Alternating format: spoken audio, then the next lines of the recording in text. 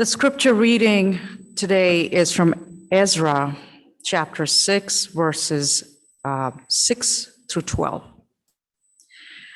Now you, Tatanai, governor of the province beyond the river, Shethar Bozani, and you, the associates, the envoys in the province beyond the river, keep away. Let the work on this house of God alone. Let the governor of the Jews and the elders of the Jews rebuild this house of God on its site. Moreover, I make a decree regarding what you shall do for these elders of the Jews for the rebuilding of this house of God. The cost is to be paid to these people in full and without delay from the royal revenue, the tribute of the province beyond the river. Whatever is needed, young bulls, rams, or sheep for burnt offerings to the God of heaven, wheat, salt, wine, or oil, as the priests in Jerusalem require, let that be given to them day by day without fail, so that they may offer pleasing sacrifices to the God of heaven and pray for the life of the king and his children. Furthermore, I decree that if anyone alters this edict, a beam shall be pulled out of the house of the perpetrator, who then shall be impaled on it. The house shall be made a dunghill. May the God who has established his name there overthrow any king or people that shall put forth a hand to alter this or to destroy this house of God in Jerusalem. I, Darius, make a decree, let it be done with all diligence.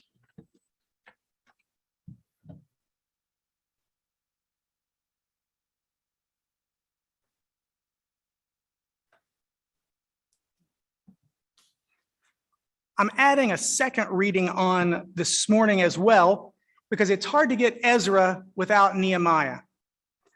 But before I hit Nehemiah, I want to make sure you all caught everything in Ezra.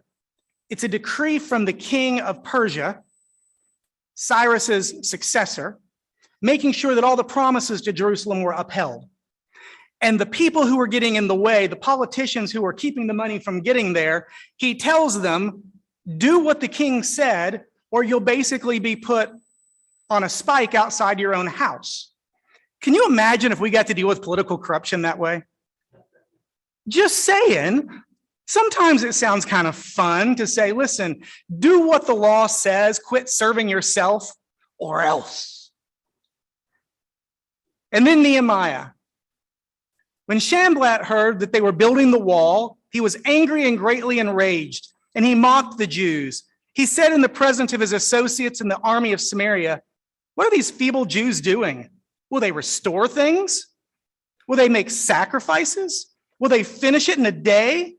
Will they receive the stone out of the heaps of rubbish and the burnt ones at that?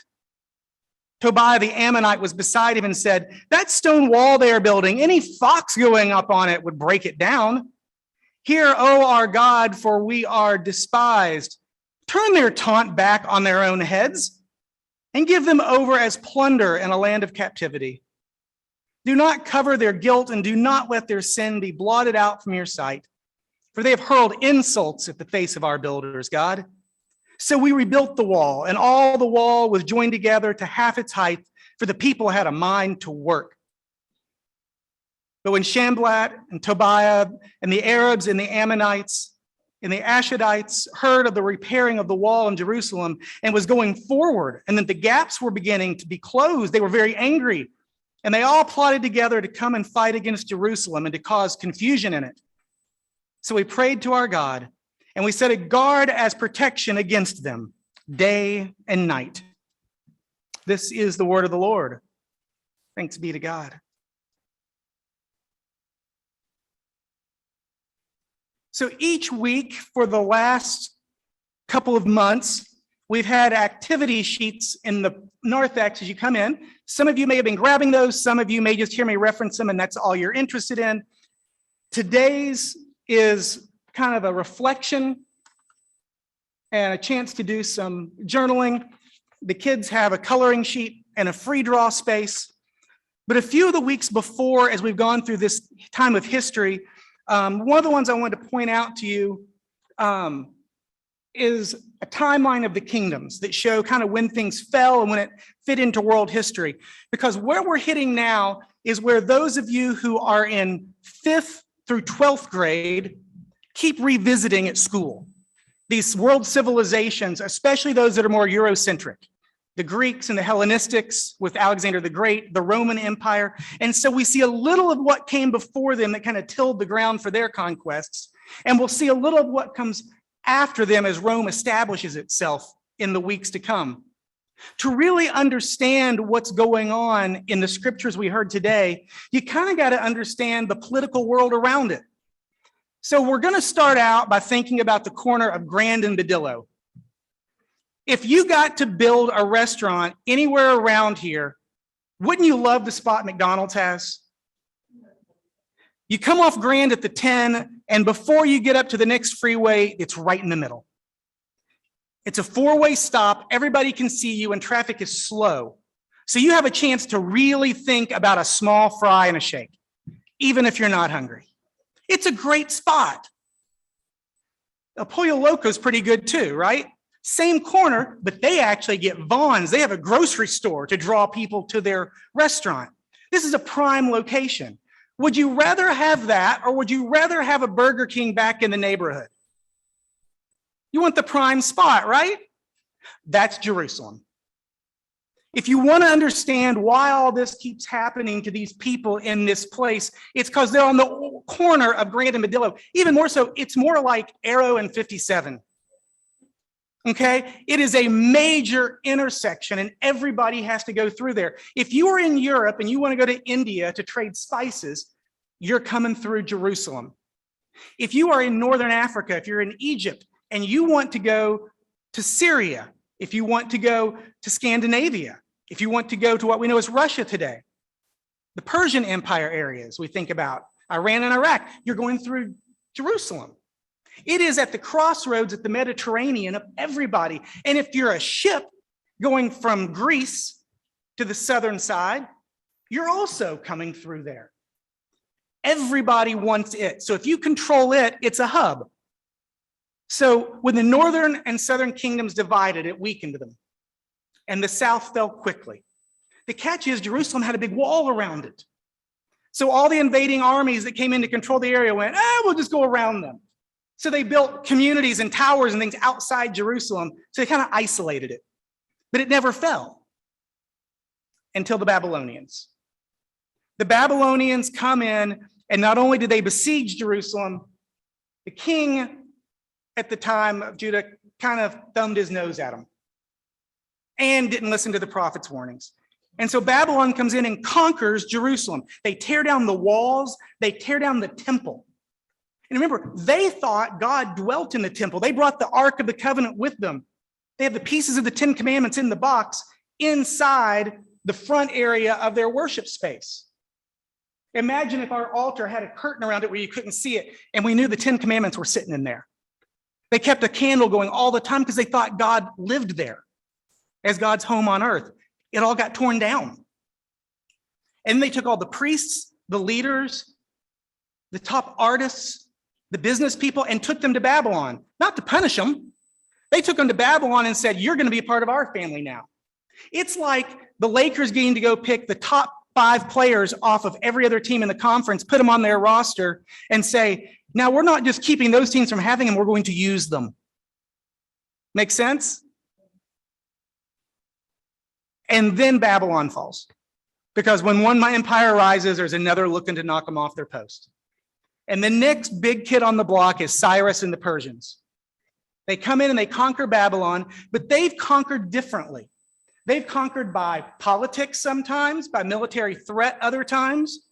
But when they do, they let people go free. All those who've been displaced, they invite them to go home. They even give them money to rebuild their religious centers with one stipulation: pray for our kingdom, pray for our empire. Now, Cyrus was a little more inclusive than Darius, his follower. Darius asked him to pray for the king and the king's children. Cyrus was pray for the whole kingdom. It gets a little more narrow as kings get settled in, but that's Cyrus's deal. So Cyrus says, send them all back with all the gold they need, with all the things that Babylon stole, and with all the resources they need to rebuild the temple and their walls, to turn the city back to what it was so they can worship. And they do, they go back to do it, but here's the catch. It's been 70 years. Have you ever gone back home after a long break and realized how much has changed? Just going back to my home church, I only know about a quarter of the people. My mom served that church for 20 years. I grew up there. I don't know them anymore. They don't know me. And it's not been that long. Those who left as infants into exile are coming back as really senior citizens at a time when life expectancy was shorter. Others are coming back as strangers. It's the land that mom and dad and grandma talked about. It's the beautiful place that's home. We're going back home, and we were the people taken away. They relied on us. They needed us. They're waiting on us back there. They're helpless without our family. That's the story they've been told. But back those that remained, what did they do when 25% of the people left? Well, they stepped up. They filled roles. Some took on leadership who had never taken it before. If we eliminated everybody serving on our church council now, exiled them to another country, or like Texas, some foreign place, what would others do? They'd step up. You take Jonathan and Ken and Ellie out of that council executive leadership. Well, Farah and Isaiah and Sierra, they're going to step up. They're going to lead. You take one group of leaders away, others are going to rise up. You take one group of teachers away, new teachers are going to step in. They may not be as equipped to start with, but they're going to get there. You take the starters out of the game, the next guy up's going to try to play. So they did. And not only did they step up, the world was different. They had been conquered. There was nobody to fight. So it became more of an agricultural community for a while. It was a trade community, but they weren't circling the walls and prepared to defend. They were trusting the empire over them to defend them. So they changed, they evolved. They also realized God was still with them even if that temple had fallen apart. Those in exile had a little different experience. They realized God was with them there without that temple, but they knew it was important to the people back home.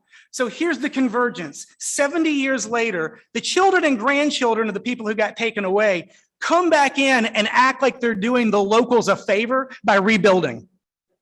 And they expect everyone to be grateful for their gift.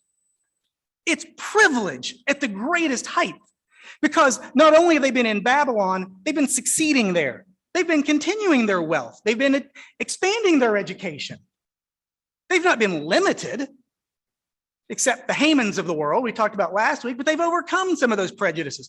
They're coming back not only with their own skills and gifts, not only what their parents and grandparents passed on to them, they're coming back with a decree from the king to rebuild in grandeur. Look at all the stuff we brought back, rams and bulls and gold and supplies.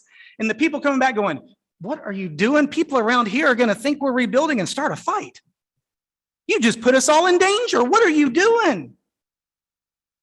They said, but we're one people. We're you. And they said, yeah, you were. Where you been for the last 70 years? We've been here on our own doing just fine, thank you. There is a tension that builds between these two sides. And you have Ezra, who's kind of the priest of the group, the pastor of the group, and Nehemiah, who's the politician, the contractor of the group. And they're both coming back in and saying, let's get to work. And the people are going, just simmer down a little bit. And they said, no, but look at all the stuff we've got. They have to make a choice whether to be unified and risk what comes with standing up together or stay docile. At some point, the decision is made to begin building. It may be an uneasy truce, an uneasy tension between these reconnecting populations, but they start rebuilding, and the supplies from Babylon keep flowing like magic until they don't. So those who have remained were suspicious Then they're given hope. They're given some excitement, this infusion of possibility. They decide to embrace it regardless of the risk, and then it disappears. What happened? The money was coming. We were counting on our checks. And then no more. So Ezra starts nagging the powers that be, reminding them of God's role in all of this, reminding them of the promises of the king. While Nehemiah just goes back and goes, there's a meeting and there's minutes, people, dig them up. Nehemiah is saying, here's the plans, here's the signature of the king. We've got all the policies and procedures. We have all the permits pulled. Stop dragging your feet and let us build. The king responds to both and says, you all are right. We made a promise, we're going to fulfill it. So fulfill it, give them everything they need. Woe to any of you who get in the way. May your house become a dung heap. Wouldn't you love to say that to your neighbors when they're mean? May your house become a dung heap. It's a great threat, you know, and it doesn't really sound violent. It's just mean, or you're naming what hoarders they are, whatever. But everything starts to flow again, and Jerusalem gets rebuilt, except those on the outside are getting worried. All these tribes that have been pushed out by the Jewish community in the past, who've been conquered, defeated, pushed away from their lands, who live on the outskirts, who couldn't do anything because of the big walls in Jerusalem, who now have been going, see, you think you're so special, you're one of us. They see the walls going back up, and they all start to unite together to stop it, to plot against Jerusalem rebuilding. So much so that Nehemiah has one person hold a spear while the other's building.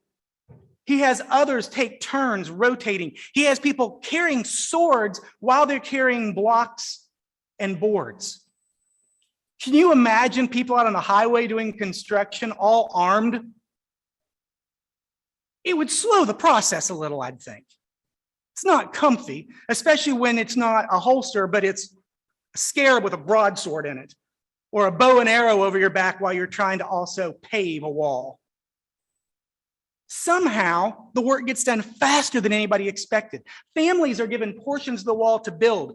So think about you and your extended family are given these coordinates, and you're said, this portion of the wall is up to you. And so you can see who's not doing the work because their portion of the wall is not very big. So all of a sudden, it becomes a competition to make sure we're literally keeping up with the Joneses. The wall starts to come together. It forms. It's half the height it used to be, but that's still better than nothing, right? Now the outside invaders are looking going, oh, how'd they find out? Well, it turns out they chat a lot. Jerusalem got word that there was a threat. They built faster. They built harder. They worked at this. And it all comes back together, really out of two voices, spiritual and secular, working together. Now, we've seen the danger in that, right? We've seen what happens when religious movements try to take over political movements and impose themselves. But that's not what happens here. Ezra's not imposing himself on Nehemiah. He's using his gifts and trusting Nehemiah to use his, and they're all working towards a common good. They're working towards the security of the people. They're working together towards feeding the people, towards reintegrating people who've been divided. They're not trying to put power of some over the others. They're trying to rebuild a community that's been broken. One voice calling everyone to do the right thing, and another one organizing to make sure it gets done the best way possible. Isn't that a great vision for how a community could live? So what does any of this have to do with us today? Let's start with the divided community. Politically, we are divided. Religiously, we are divided. You don't even have to get different religions. You can just stick with Protestant Christianity and we're divided. Ask the Catholics if they're all one happy church right now. We have a history of division as Christians. We are politically and religiously divided even today. And we're dealing with a scripture store where people of privilege are trying to convince poor people that they have their best interest at heart. How well does that sell go? Thus, we often in our society today use religion to convince the poor people to go against what's in their best interest. In our story, people used religion as a motivator. And those that used to be the tradition keepers 70 years ago are now coming back trying to tell everybody that change is okay. Tradition keepers becoming the change agents. I have seen that in all of its spectacular beauty in this church. If you want to find someone in this church who's ready for what comes next and is envisioning change and prays for it all the time, and we all hear it regularly, right? It's Mary. When you lift up those who've been here the longest and who's most open to change, Mary, Ken, Keith is one of the few people who can say he literally grew up in this church as a child. And you don't hear any of them going, well, that's not the way we did it back in our day. The tradition keepers have become voices for change, for imagining how we do things differently. And it changes everything. There's really a couple of things in Ezra and Nehemiah that are worth naming. Some of them are just the obvious, the secular and the sacred working together, the importance of good leadership and people finding their gifts and doing it. But there's really two things I think go well together. And the first is recognizing that God can change, or at least our understanding of God can change. Recognizing that our vision of God is small, and that the older we get, the more we live, God can get bigger to us. When Cyrus tells everyone to go home, to be free, something unexpected happens in history of the world, not just in scripture. And for those of you who have to take world civ to ancient civilizations and other stuff for the next few years, Timothy, take note. You ready? Because this will come up. If you end up taking AP world civ and governments, this will come up. Cyrus and the Persians tell everybody not to follow the emperor's religion, but follow your own. And what they did is for the first time create a multicultural empire. Because now we can tell about our different religions. We see how the others are practicing because it's in public. It's not hidden in their home. It's not buried under the dung heap the emperor turned their home into because they didn't worship the emperor. Now there's a free exchange of ideas, of religious beliefs, of philosophy, and they start influencing each other. Up to this point in Jewish history, everything good and bad came from God. That was their perception.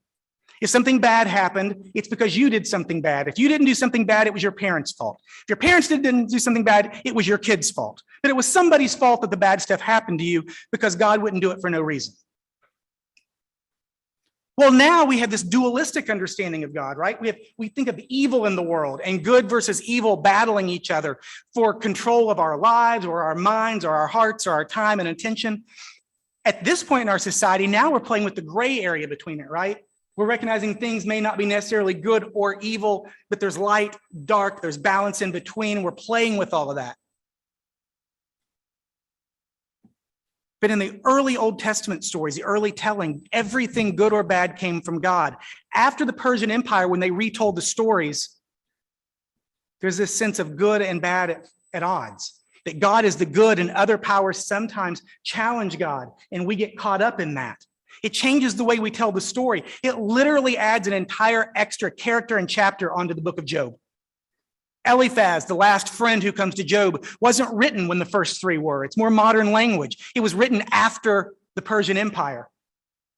Zoroastrianism, which sounds like something that's worried about the alignments of planets and not stuff, but it's not. It's really an ancient Canaanite religion that had good and a bad God fighting each other.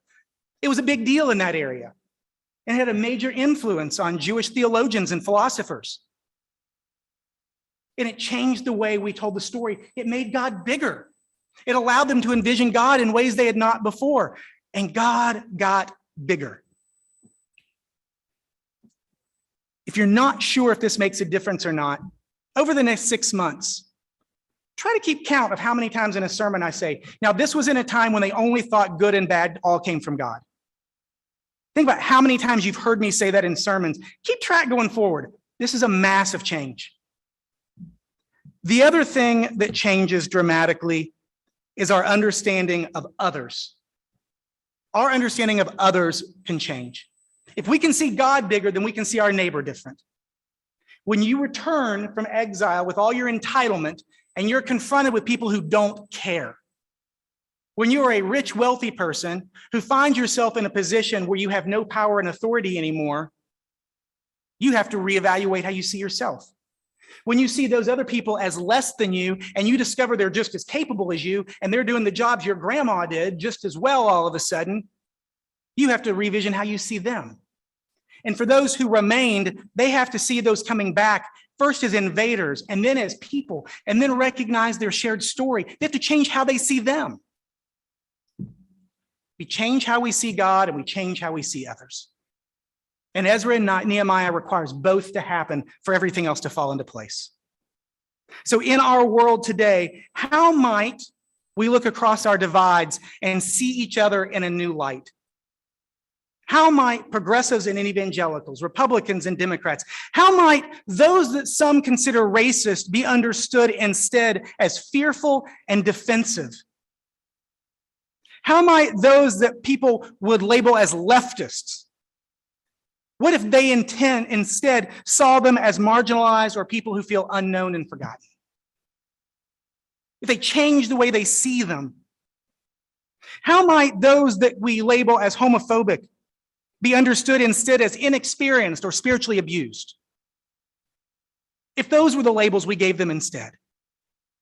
Instead of calling people that cancel culture, how about we recognize these are people who are wounded or just expect better and are calling us all to accountability? What if we saw them as cranky and unpolished instead of an angry mom? The stereotypes we have for those on the extremes, the way we see each other. When we take these two takeaways together, we see the deeper message in Ezra and Nehemiah. These were originally one book in the Jewish community. Christians, we separated them out. But they go together. The pastoral voice, the political voice, the emotional support and the organizer, the preacher and the contractor. They go together. We are reminded in this scripture that we have to have both. God has to get bigger, and we have to keep growing in our relationship with God. And our society has to do the hard work of honoring the humanity of all voices. We have to do both.